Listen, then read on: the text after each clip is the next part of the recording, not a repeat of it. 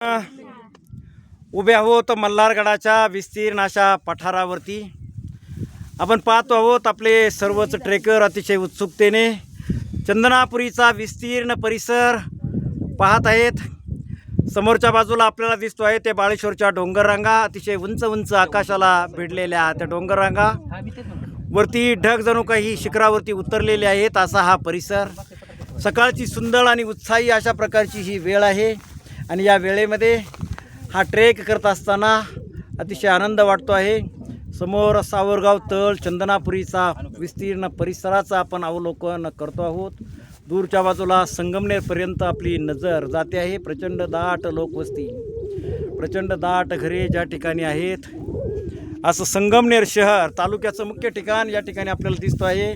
त्याच्याच खालच्या बाजूला पुढं आपल्याला दिसत आहे हिवरगाव, पावसा, शिरापूर, पलीकडच्या बाजूला गोळवाडे, आंबोरे असा हा विस्तीर्ण परिसर या ठिकाणी आपण पाहतो आहोत.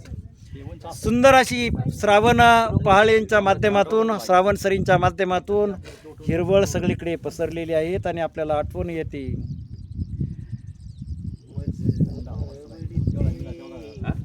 हा आपल्याला दिसतो आहे मल्हारगडाचा सुंदर असा मंदिराचा नजारा.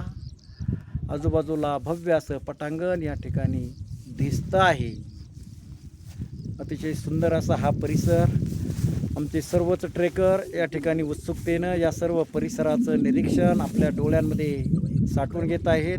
निसर्गाचा सुंदर आविष्कार आपल्या डोळ्यांमध्ये किती साठवावा अशा प्रकारचा प्रश्न त्यांच्यासमोर आहेत. या ठिकाणी आपण पाहत आहोत बाजूला खोल अशी दरी, खोल परिसरामध्ये अनेक आपली या परिसरातली ग्रामस्थ मंडळी निवारा करून, आसरा करून, घरं बांधून या ठिकाणी दऱ्याखोऱ्यामध्ये राहत आहेत. उत्तम प्रकारची शेती करत आहेत. समोरच्या बाजूला पुणे नाशिक नॅशनल हायवे क्रमांक 60 आपल्याला दूरवरती दिसतो आहेत. ज्या रस्त्यावरून ज्या गाड्या आहेत अतिशय छोट्या छोट्या जणू काही काडीच्या पेट्या पुण्याच्या दिशेनं जाताना आपल्याला दिसत आहेत.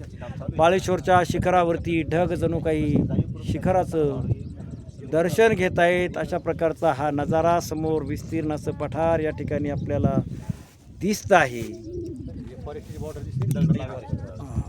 चला आता आपण जाऊयात या मल्हारी मार्तंडाचं आपण दर्शन घेऊयात.